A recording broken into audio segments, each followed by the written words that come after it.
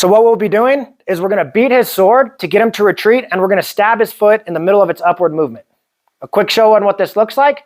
I beat the sword, stab the foot in the middle of the upwards movement. The logic behind this series is when you beat someone's sword, they'll usually retreat because it takes them a tempo to get their sword back online, which means they shouldn't attack because it's going to be a 2-tempo attack. It's going to take 1 tempo to get the sword back online and another to attack me. So we'll be exploiting this logic, which in my opinion, if your sword is beat, this is usually what you should do is retreat. But like usual, we're going to be exploiting the proper reaction.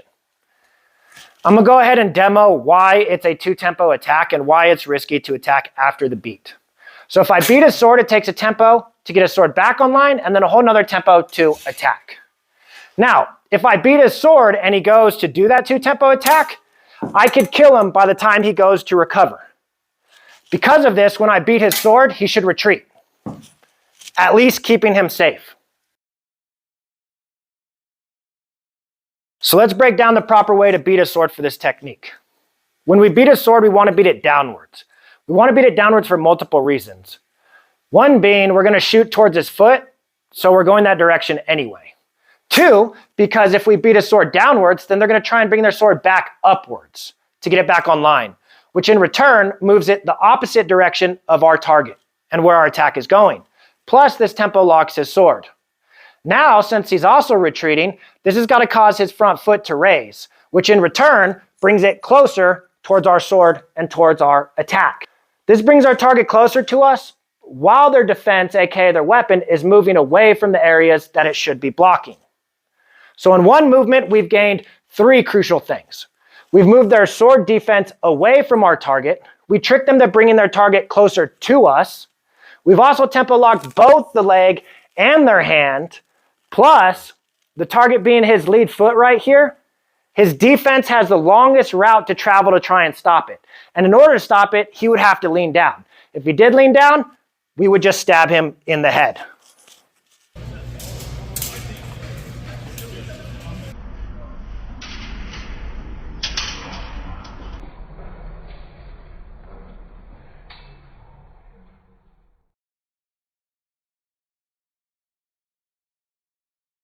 There's several ways to do this.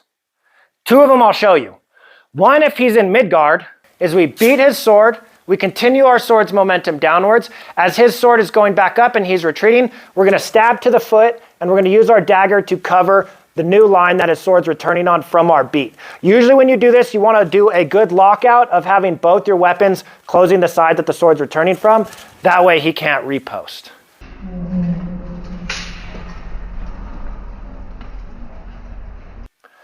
Two is if he's in a low guard. Now, if he's in a low guard, this one's extra fun. The reason being is I'm still going to beat the sword downwards and target the foot. But what happens a lot of times is they'll either just retreat and their sword will get knocked offline and will continue, or they'll bring their sword around and disengage to try and hit our right side, in which case we'll have that cross parry ready, which makes the shot easier to the foot, or we can just travel up to the body. So once again, what that looks like, beat, thrust.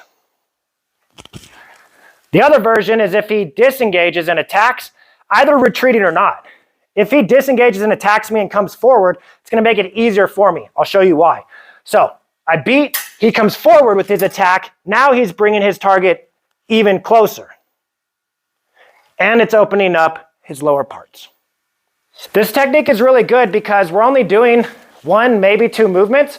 1 movement if you get it all in the lunge, or 2 movements if you need to separate it. 1, 2. And in that 1 or 2 movements, we've gained 3 crucial things.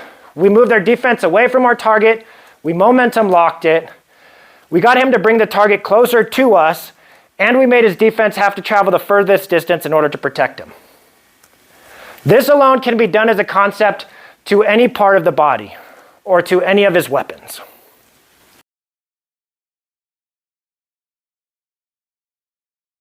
When adding an eye alignment to this technique, it tends to be better to be right eye aligned. This gives you a faster sword-to-sword engagement for the beat, and you're closer to their lead leg. A lot of times, when attacking to the foot, it's better to drop at the hips instead of leaning. This way you're less exposed. Also, don't forget to compensate for their retreat distance when you're throwing your attack. In this video, we just covered two series that actually stem from a very complex concept. If you break down the concept itself, we're not only dealing with their weapon, we're also getting them to move their weapon away from where we're targeting. And they're bringing the target closer, and their last option of defense is the furthest away from the target.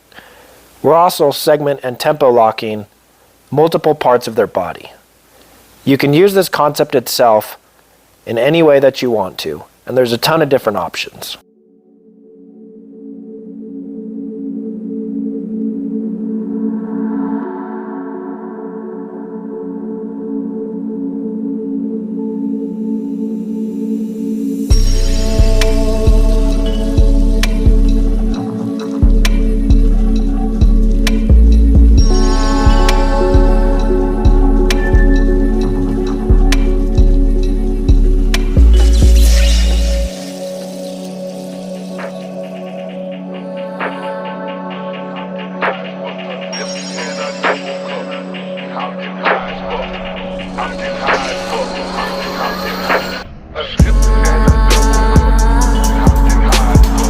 I'm